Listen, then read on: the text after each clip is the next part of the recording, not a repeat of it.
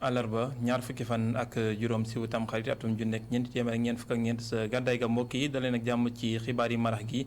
li ci gën a fës ñàkk kaaraange gu tar ca Sicap Liberté 5B ginnaaw bi nga xam te ne nag ay ndaw wàlli si nañu fa yàq fa lu bari ay woto yu ñu toj ginnaaw seen benn natango bu ñu daal di faat bàyyi ko ca terrain ba foofee mer ba fut la ñu daan def ñàkk kaaraange ak tiislu sa askan wa ab l'enquête waa dëkk ubbi nañ ko ca yancaan rek Abdourahmane li si njëlbeenu xibaar yi dinañ wax si liggéeykat yi nga xam ne ñoo nekk si autoroute bu Sénégal ñoom it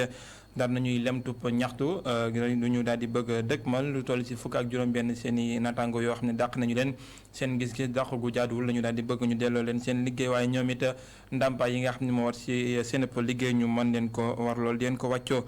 ñu daal di def ab taxaw seetlu si gëstu bi foofee si Jokkul Njaayeen di gëstu bi ñuy amal àllarba ju jot di gox boo xam ne mu ngi nekk ci diwaanu Tëngéej gox la bu bari taarix ak li nga xam ne moo ci aju yëpp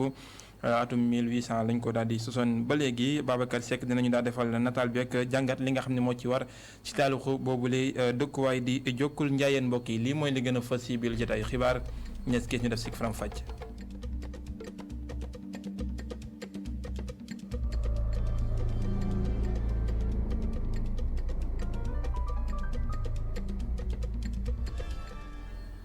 Sicap Liberté 5B ñàkk kaaraange gu tar la ñu daal di fanaanoo ni kii démb ginnaaw bi nga xam ne ay ndaw wàll si nañu fa indaale mer ba futu yàq fa ay woto yi jàmbur tojote ko ginnaaw bi nga xam ne nee nañu dañoo faat seen naataango boo xam ne dañ ko bàyyi sa terrain ba waa dig ubbi nañu fa l'enquête ñàkk kaaraange goo xam ne askan wa jooytu nañ ko foofee ñu ànd seeg Abdourahmane Li ak Seydina Mbaye dal gu ñu miin la askan wa ca Liberté 5 delluwaat gannaaw bu yenn ndaw yu dëkkee ca xar yàlla ñëwee yàqate fa lépp lu ñu fa fekkoon lu si mel ni ay daamar te li ko waraloon di ne dañu fa rey seenub ndaw foofee ca Liberté 5 si bile terrain football muy ay wax yu teguwul fenn bu ñu sukkandikoo si bile ndaw nga xamante ne nangu ta wax turam. leen di xaar barke alxuraanu karim parce que booy dem lu ñu def daf ñu metti torop quoi billaahi su nekkoon ñun sax mu ne assumé mais du ñun ñu ñoo nekk ñun ñoo rey waa ji quoi parce que booy ñoom dañoo dugal seen xel ko ñun suñu booy ñun ñu ñëw dóor waa ji ba waa ji sedd te alors que non nekkul ñun quoi mais booy ñu leen di xaar quoi dem ba guddi ñu ngi woon toog fii maa ak sama booy ñu ngi toog ba fii. wàllum kaaraange tax na ñu bëri nangu ñu àddu ci mbir mi même bu fekkee ni tax der yi ñoo ngi fii ngir sàmm kaaraange wukk askan wi waa ji itam ñu ngi fii ngir amal seen l'enquête si jamono ji nga xamante ni Rokhaya Diop ngi jugee ca marché ba li ko naxari moom Rokhaya bokk na ci daamaru jëkkëram bi nga xamante ni bokk na si yu ñu yàqate parce que liñ fi toj ci oto dafa bari 4x4 yi fi taxaw yëpp toj nañ ko si ginnaaw fi toj nañ ko sama oto jëkkër ngi nii dañ koo toj amul daal lu ñu fi toj yee gaare lii yëpp dañ koo toj te wax dëgg yàlla li ñuy def ñaawlu nañ ko trop ba ci kanamu yàlla donc ay at ñi ngi nekk fii ba nekk am mag nekk fi yor suñuy sët mosuñu fa gis lii bu leet ñu ngi koy doo gis démb te ñaawlu nañ ko trop wax dëgg yàlla. Abdourahmane Diop ñàkk pexe mi ngi delloo xelam ci yàlla pare-brise am yeeg vitre otom bi lépp la ñoo yaaxate waral sax muy liggéey jaarale ko ci télétravail. loolu moom yàqal na ma ndax man sama dox dafa yombul sama tànk yi baaxul day metti quoi donc sama oto moom mooy sama moyen de déplacement mais comme noonu la demee daf may obligé su may liggéey il faut ma fexe góorgóorlu ba yegg ci tali bu mag ba pour am taxi loolu moom mooy problème bi li ma may chance nag mooy xëy na sama liggéey bari na loo xam ne ci ordinateur bi laa koy liggéey fii daal di koy yónnee loolu moom sama chance daal. jàmp na kon ñu xoolaat kaaraangewuk bile commune bu ñu sukkandikoo si Ndébi Bampuki. am na ay jeunes yu nga xam ne liggéeyuñu defuñu dara dañ leen di sensibiliser xool lu ñu mën a def ñii di monter le matin ñii di monter le soir au moins dina xaw a wàññi violence bi tamit quoi parce que ce qui est sûr mooy que loolu su fi amoon peut-être lii yëpp du fi am tamit quoi certes booy bi gaañu na mais on sait jamais. ay waajur yu jaxle teg si ay ndaw yu dogu ngir lu ni mel bañ fi amati. loolee la ñu seetlu si bile koñ ji Liberté 5B. Abdourahmane Li liggéeykatu autoroute bu Sénégal ñaawlu nañu fukk ak juróom-benn seen i naataango yoo xam ne dañu leen dàq seen bërëbu liggéeykaay ñu ne dàq gi ñu leen dàq jaaduwul seen gis-gis wala nag ñu amal ab ndaje taskatu xibaar yi toftal ci daal di naqarlu li nga xam ne moo di ñàkkub ndàmpaay yi war a am ci heure yi nga xam ne dañ koy daal di dolli seen i waxtu yi liggéey loolee nag nekk na loo xam ne war nañ leen ko daal di war lool wàccoo kook ñoom waral nag ñuy artu si ñi nga xam ñoo di kilifa yi nga xam te ne bi si ñoom la ñu aju li ñu daal di nësër sax mooy banque seen loxo Mamadou Sy. liggéeykat yi nekk ci autoroute du Sénégal maire ba futu ñoom ñooñee di sàkku ñu daal di indiwaat liggéeykat yu ñu dàqoon ñoom ñooñee di sàkku itam ci société d'exploitation bi mu daal di leen jox lu toll ci $1 milliard nga xam ni mu ngi jóge ci prime de transport boobu ba léegi mësuñu ko fay. dañoo bëgg poste yooyu ñoom ñu nekkoon ñu delloo leen ci dans l'immédiat dañ leen jëlee ci ay poste stratégique liggéey nañu weer bi passé te dañoo génne woon note de service nañu bu ñu liggéeyee ci weer bi dañ ñuy jox suñu heure supplémentaire fayuñ ñu ko ba tey dafa am loo xam ne ñun loolu la ñuy réclamer mooy ñun dañoo bëgg ñu verser ñu ci CDI parce que 4 ans de CDD du amul leen lu koy justifier.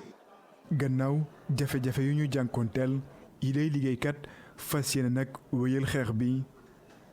ñoom ñooñi daal dinañu déposer ab préavis de grève. ñu ngi alerter le président de la République Macky Sall di alerter le ministre Mansour Faye ne leen lii xew ci autoroute bi scandale la. ñu ngi commencé di wàññi anciens yi parce que li ñuy njort mooy 200 personnes yooyu ñu commencé di accélérer seen formation pour bu ñu demee grève ñu remplacer leen parce que déposé nañ suñu préavis de grève ñu ngi ko déposé le 10 passé préavis de grève bi day yegg si le 9 incha allah te mi ngi coïncider ak préparation màggal bi am na loo xamante ne xëy na peut-être ñun bëgguñu ko. CNTS fas yéene nag gunge liggéeykat yi nekk ci autoroute du Sénégal ngir rek ñu daal di ut saafara ci seeni jafe-jafe centrale syndicale bi di xamle ni dootuñu nangu ñu daal di salfaañe àq ak yelleef liggéeykat yi. Mamadou Sy Moussa Fall di leen jaajëfal ñu daal di wutali sonde ñaay bi ak fa nga xam ne moo fare ca boru Ñambur ay dëkk yu bare bari nar daal di fargay li ko waral nag di li nga xamante ne bi moo di exploitation zircon bi foofu askan wa am nañ ci njàqare bu baax di sàkku ñu daal di koy dakkal ndax teen na leen dëkk foofee dëkkin wu ñoŋ ñu dem ba Njàmbur fekk fa Seeku Jàllo ay toolu maraîchage yu yaatu ay caawo wala sax ay dëkk lëmm ñoo bëgg a nax saaya si zone des Niayes bi fi nga xamante ne fii fala béykat yi nekk nappkat yi nekk fa sàmmkat yi nekk fa te gis nañu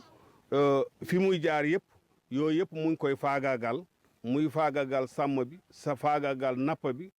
faagaagal aussi mbéy bi nga xamante ne bi moom la population bi di dund. ñoom nag suñ leen fa jëlee fi leen di yóbbu ñu jàpp ne ay jafe-jafe dong lañ fay dund ba tax na daal duñu lànk ne duñ fa mës a jóge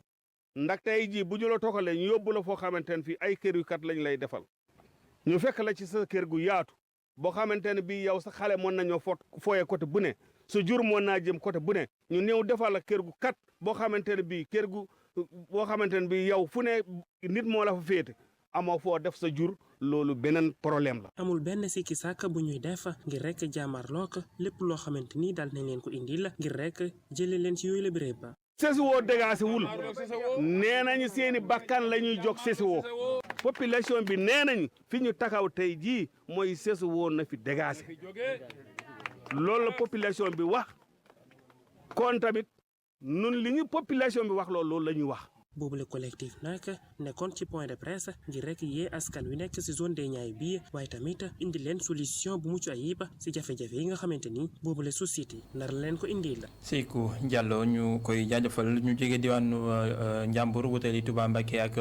ndoxum taw mi nga xamante ne bi sonal na askanu Daaru Rahman bassin ba dafa daal di fees ba wàlleeku jëm ci askan wa fekk toolu dër ya askan wa ndox mi nangu seeni kër am na sax ku ñàkk bakkanam ci yoonu Daaru Rahman di xale bu amoon fukki at ak ñett waral nag ñi nga xam ne ñoo di askanu foofee di ko jooytu ak fan yu néew yi nga xam ne moo dox suñu digganteeg màggalug Touba ñu fekk fa Goro Ndaglo ak Thierno Faye.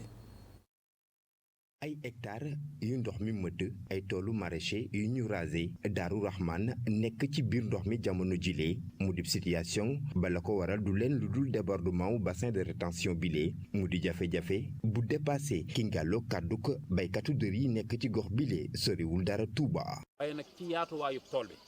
man mii di wax ak yéen ñi taxaw yéen a ngi koy gis bu baax tool bi ku ko xool xam ne ab puut ci ay hectares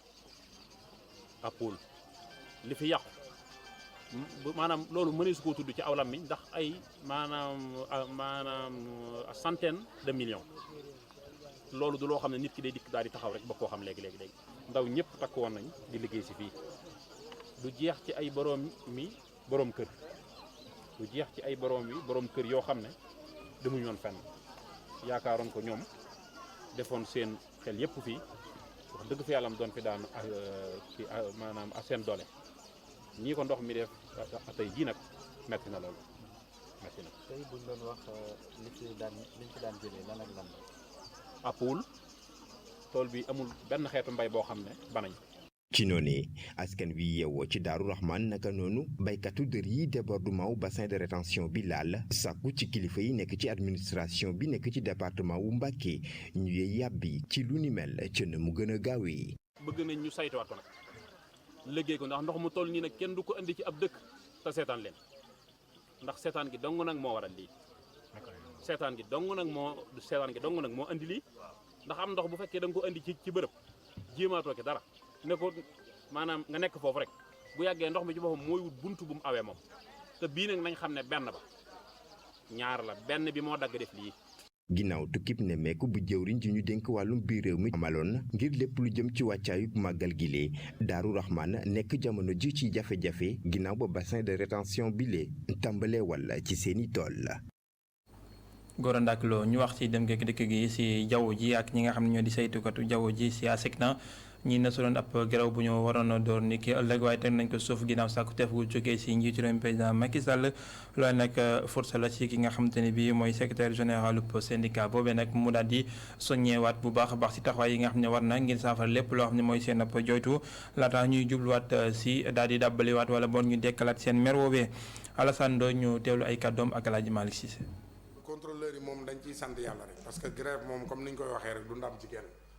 donc su amee mooy ñëpp échoué nañu donc tey suspendre nañ ko pour continuer discuter ñu ngi ñaan yàlla ñu am ci déggoo ba dellu ci jàmm parce que secteur aéroport soxlawul grève notamment grève contrôleur aérien yi donc difficulté aéroport aussi tamit mooy difficulté yi nekk daanaka ci biti waaye dafa gën a baree foofu liggéeykat yi dañu sonn salaire yi dafa néew conditions yi jafe inflation bi yokku nit ñi war nañu ami kër boo luyee appartement bëgg ci fay fanweeri junni te amoo salaire u 300 000 loolu aussi dafay xaw a doy waar yore ay doom ak jabar yàpp rek kilo bi tey egg na 4500 donc ku mel noonu aussi su fekkee ne salaire yi néew na nga dem yuuxu pour ñu yokkal la ko te kaw la war a yokkal aussi am ay difficulté ça pose problème donc ñu ngi ñaaxaat état bi pour vraiment mu ñëw intervenir te jàpp ci secteur am na ay projet parce que projet yi maa ngi doon dégg ne septembre la war a commencé mooy aérogare bi benn bi ñu ubbi woon ba tey dafa dépassé dafa mujj xat am na ñaari aérogare yu ñu fa war a tabax am na aussi hangaru fret bu ñu war a délocaliser pour tabax ko fa y a aussi un projet d'hôtel aéroport bi amul hôtel même boo vol annulé passagers yi pour nga héberger leen soit nga yóbbu leen Saly wala ñu ñëw ba Dakar te Diamniadio capacité chambre yi bariwul donc projet yi vraiment ñu ngi ñaan AIBD ñoŋal ko si nu mu gën a gaawee et puis dans l'intérêt aussi des passagers et des usagers de l'aéroport. extension AIBD aussi ñor na leen. non loolu lu jàmp la d'autant plus que tey RDIA bi mu ngi continuer donc fay nañu boru aéroport u Diass bi donc mën nañ ci defaat montage financier pour dolliwaat projet yi fii nii ba aéroport bi mel ni ñu ko bëggee. Coupe du monde Qatar 2022 kan moo ko war a teg ci réewum Sénégal diggante groupe bu E-Media ak RTS ba léegi coow li daal day des ki nga xamante ne bii moo di njiital 2STV El Hadji Ndiaye daan na ci àddu joxoñ baaraamu tuuma waa RTS ne xeetu contrat yi ak ni mu tëddee dañ cee def ay njumte yu bëree bëri ay kàddoom ñu teewlu ko. société TDS dañ ko créer pour mu substituer wu ci affaire yu bëri ci RTS. li mel na transmission diffusion ak ay contrats nationaux ak contrat yi nekk ci biir dëkk bi ak contrat yi nekk feneen à l'étranger li dem ci coupe du monde li dem ci coupe d'Afrique Racine Talla mënu ko signer amul droit signer ko le décret est clair décret bi dafa leer nañ article numéro 6 la na ko liir xam na ko liiroo na ko xam na ko léegi nag su fekkee ne day nëbbatu wala di dem di wax li nga xam ne loolu amul di wax autorités yi nangam parce que la coupe du monde s'approche et cetera ils ont l'habitude de faire ça te loolu mënatul dox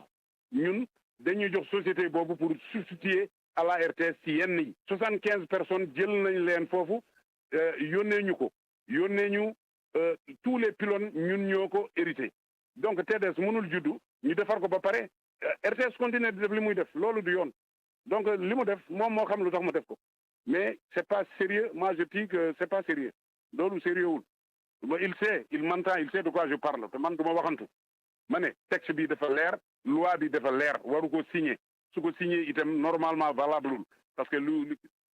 président de la république génne décret loi bi génn ñu ne la yow mënatoo def lii yow nga continuer di ko def loolu mooy lan président dafa war a xoolaat certaines directions je te dis que dafa war a xoolaat yenn yi parce que bon on ne peut pas fourguer des gens à faire des choses loyauté fu mu commencé mooy nga wax dëgg sa chef nga wax dëgg ministre yi parce que war na wax dëgg ministre des finances nee leen contrat bi licence bi lii nu mu tuddati loi bi lii la wax loi bi lii la wax bala ñu koy jox 1 milliard pour mu dem di signer parce que kooku déjà c'est du trait pour 10 jours normalement CDS moo ko waroon def su ko defee wuti xaalis boppam bañ a jël ci trésor public xaalis 1 milliard nga jëlee ko ci trésor public pour 10 jours 15 jours de truc il faut que nit ñi débrouiller wu ñun dem nañu ba contacter yenn banques yi pour que ñu am xaalis boobu pour dem defi ko mais dañu doon xaar moom mu ñëw discuter ak ñun dans la politesse mais dafa nëbbatu dem defi ko léegi nag moom il n'a qu'à assumer. wax lu jëm si wàllum politique pencum ndawi réew mi ak ni mu tëddee nga xamante ne bi daanaka waat yi dañu daal di tolloo ci ñi téye nguur geek ñi fekk si ñi nekk si l'opposition bi ki nga xam ne nekkoon njiital groupe parlementaire Doudou Wade bu parti démocratique sénégalais yi daan nañ gis ne loolu ngëneel lay doon si doxeenu réew mi ak doxeenu pencum ndawi réew mi ñu mën a saytu bu baax li nga xam ne moo di mboolem ay projet ak doxalin moo xam ne mu jëm si wàllum budget ak lépp lu ñu fa war a wootee loolu la dina nekk lu am solo si gis-gisam ay kàddu yu Doudou Wade ñu teewlu ko si micro Emmanuel Gaspard Dione. ñi nga xam ne ñooy gouverner ak ñi ñuy gouverner nga am ci ay journalistes yoo xam ne jàng nañu métier dañuy jàng métier journalisme surtout léegi moom le code de la presse bi wax. journalistes yu mel noonu boo ko amee da nga war a nag nga former leen ci li nga xam ne mooy liggéey bi nga xam ne moom lañu jëm fii muy liggéeyu assemblée nationale bi. législature bi ñëw buy jafe lay doon mais du nekk si sama xalaat législature bi nga xam ne ci la ñuy amee li ñu bëgg déedéet assemblée bi ñu bëgg bi ñu war a am. bu gën yi fi nekk yëpp pour ñu am ko il faut ñu génn période 2022 ba 2024 mais li am ba mooy ci waxtu bi la ñu war a préparer assemblée bi nga xam ne mooy ñëw assemblée buy metti nag buy jafe la jafe-jafe yi mën na ñëw sax ci bés yu njëkk yi mais li ci am importance mooy déjà am na lu mu faj li mu faj mooy doole yi témboo nañu li muy faj mooy tey kenn amatul droit di tardé ak di bañ a ñëw wax naa ne ku ci yore président ku ci nekk groupe parlementaire te yor ko war nga wax say nit ne leen waru leen feebar waru leen dee ndax bien que dee yàllaa ko yor mais moo rene ne rek pour wane ne ñëw bi dafay am importance parce que boo ñëwul ñu gañe la boo ñëwul doo gañe boo ñëwul ñu gañe la donc loolu mooy assemblée bi nga xam ne ci lañ jëm yàlla nag mën nañ ci si def sutura bu fekkee ne ñëpp jàpp nañ ci te ci loolu le forum civil ak jeunes reporters yi jàpp pour que ñu am assemblée bu taxaw. décret bu yees boo xam ne jëm na ci marché yi Sénégal ni ñu koy joxee code des marchés di mel ni dafay daal di gën a yaatal ñi nga xamante ni bi ñooy yëngu ci mbirum pétrole gaz ak wàllu mbëj mi di courant loolu nag ni nga xam ne noonu lañ ko daxawee te askan wi ñu si bëri bàyyiwuñ ko xel dëppoowul benn yoon ak li nga xam ne moo di code des marchés si gis-gisub ñi nga xamante ne bi ñoo di waa forum civil loolu day ubbi buntu ngir mën daal di dem si wuruj ak njuuj njaaj ak li nga xam ne moo di guerre si kaddu yi secrétaire général bi Birahim Seck ba léegi ñu teewlu ko ak Emmanuel Gaspard Dione. En tout cas li ñu gis li ñu seetlu chaque fois bu ñuy jege élection régime yi dañuy faral di modifier code des marchés publics. ñu gis ne ci lépp loo xam ne dafa concerner secteur pétrole ak gaz ak énergie électrique maanaam ngay état bi nee na dafay su waree jënd équipement wu laboratoire nee na du passer par code des marchés publics état bi nee na désormais su waree jënd équipement pour ay formation ci wàllu secteur pétrolier ak gazier nee na du passer par code des marchés publics maanaam lu gën a garaaw gré à gré xam nga sénégalais xam nañ gré à gré mooy yaama neex waaye lu gën a garaaw gré à gré moo fi am moo lu ñuy wax commande directe parce que gré à gré dañ ko encadré am na nooy passé ñu contrôler prix yeeg et cetera mais lii commande directe la moo gën a garaaw gré à gré loolu moo xew a nekk également ci biir code modification code des marchés publics ba tax na forum civil ni mu ko yàggee def ko en 2010 def ko avant 2010 def ko également diggante bi ba ci 2022 bi nii dina fexe ba informer population bi ci ndimbalu journalistes yi fexe ba informer population bi wax na leen ne kat seen alal mi ngi ci guuta et modification bi nii amul lenn lu mu leen jural ci lu baax lu dul njombe parce que alal ju bëri dinañ ko dépenser te kenn du xam nu ñu ko dépenser benn la beneen bi mooy dinañ informer partenaires techniques et financiers yi que mu nekk USAID que mu nekk Union européenne que mu nekk Banque mondiale que mu nekk FMI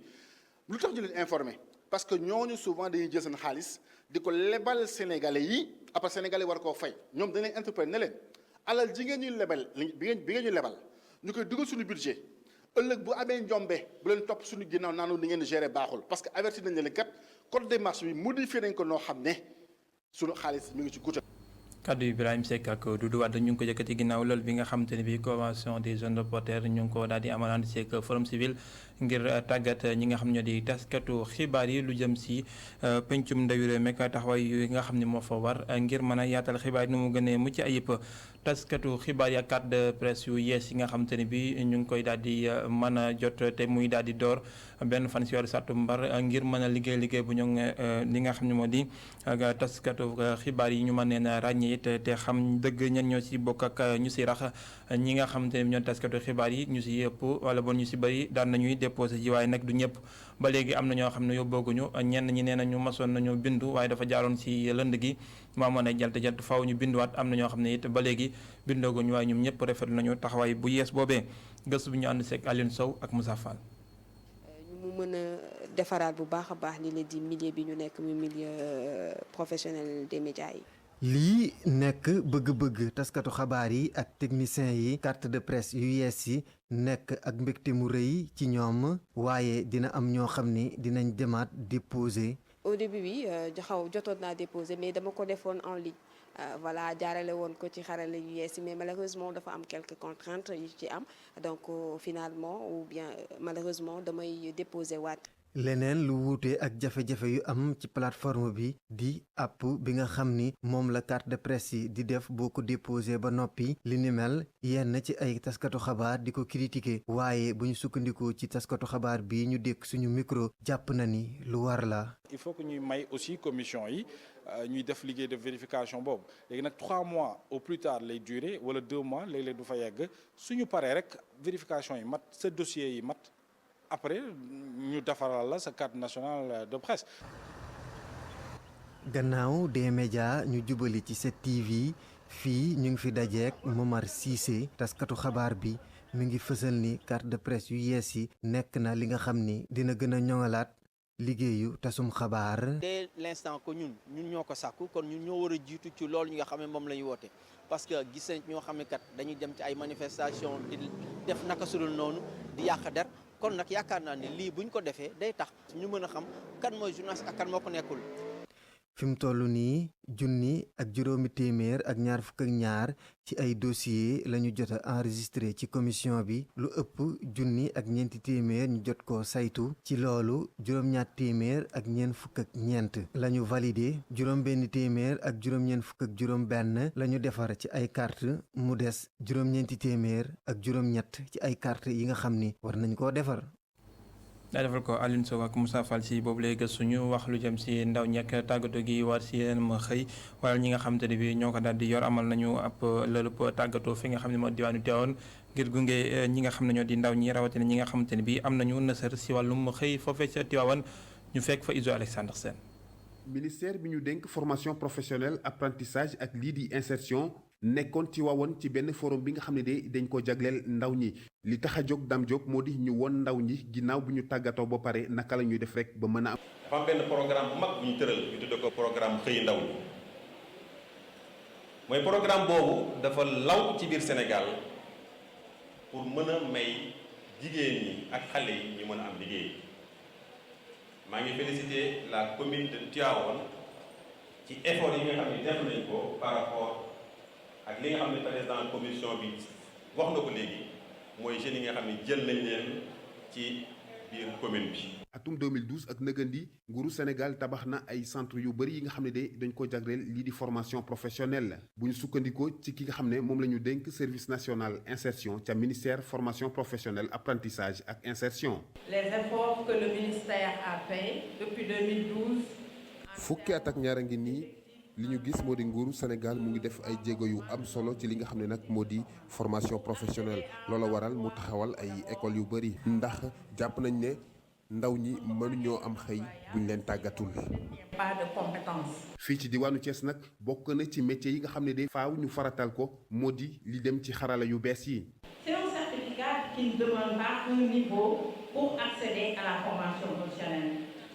offre de formation yi nga xam ne nag moom la ministère bi di joxe. tekkiwul ne da nga war a am njàng mu kawe ngir mën cee jot am na ñoo xam ne sax mosuñoo jaar école mën nañu bénéficier wu ci yooyu les formations li am solo kay moo di ndaw bu nekk na xam lan la bëgg ñu tàggat ko ci. s'approcher au niveau de l'établissement qui offre le certificat de spécialité et on vous forme.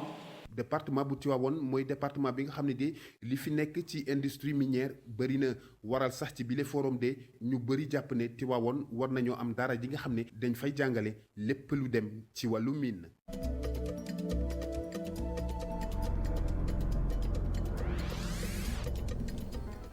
Jokkul Njaayeen diwaanu Tëngéej la nekk gox boo xamante ne bi ñu ngi ko dëkkee atum 1800 yi ba léegi waaye nag nar naa fargaay ndax géej gay randu si wuti ko tàmbalay lekk kër ya nataalub Jokkul Njaayeen ca Tëngéej ñu ànd seeg Babacar Seck.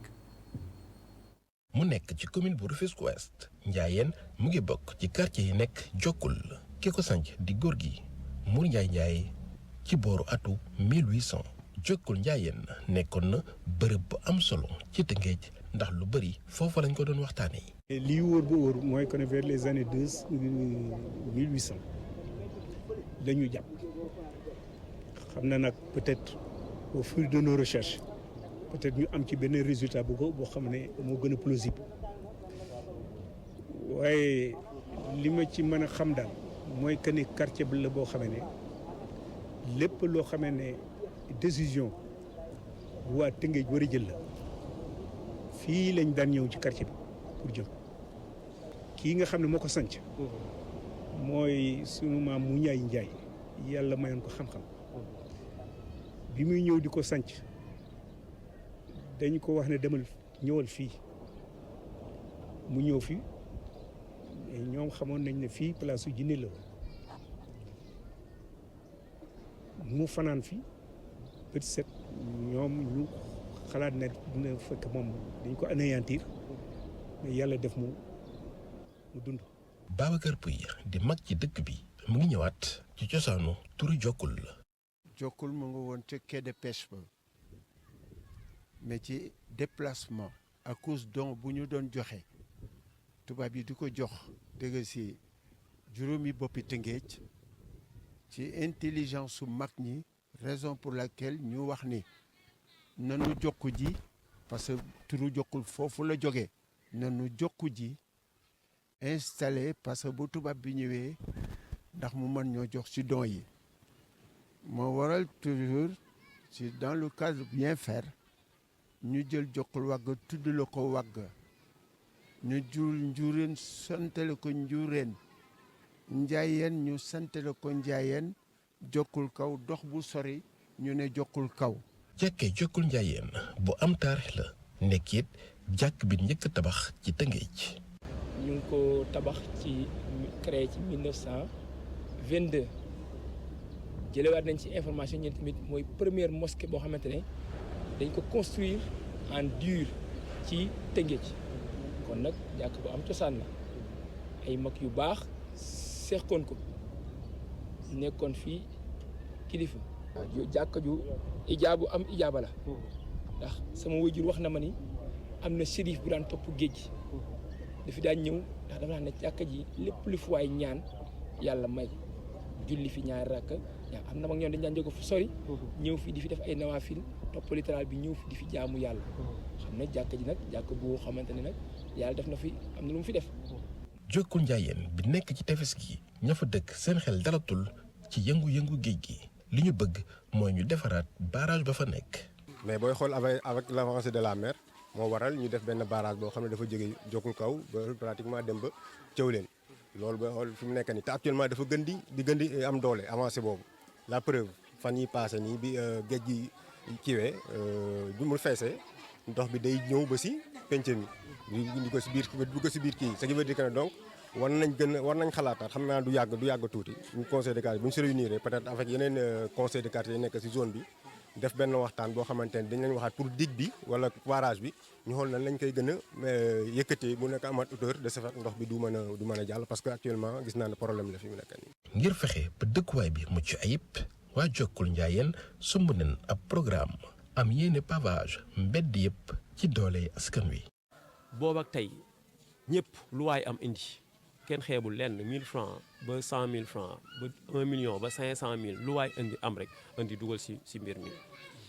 ñu jënd suñu fer am na ñoo xam ne dañu volontaire indi xam nga ciment ñoo xam ne dañu volontaire indi béton am na ñoo xam ne ñuy fer am ñoo xam ne ñu jox ñu liquidité xaalis ñu dem réaliser donc en gros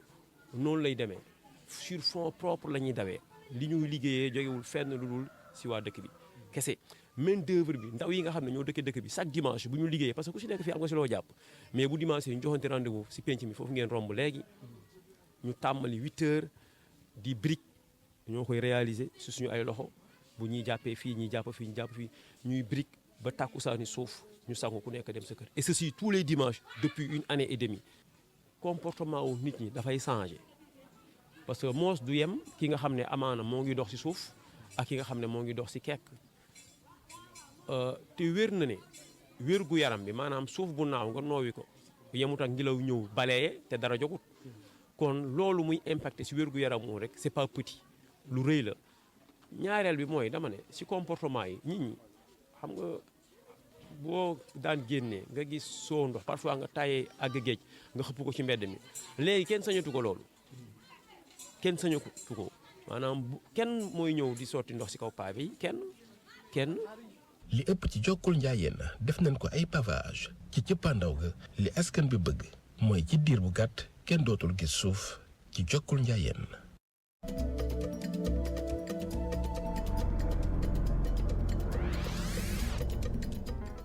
jaajëfal ko Babacar Seck si natalub bu am solo boobu Jokkul Njaayeen foofee la ñu yëkkatee jotaay bi la xibaar mais jotaay 19h45 lay doon si kàllaamay nasaraan ak Soxna Awa Diop Sène nees gis la total di wéy nekk Cheikh Hassana Fall xibaar yi di wéy ni si www.emedia.sn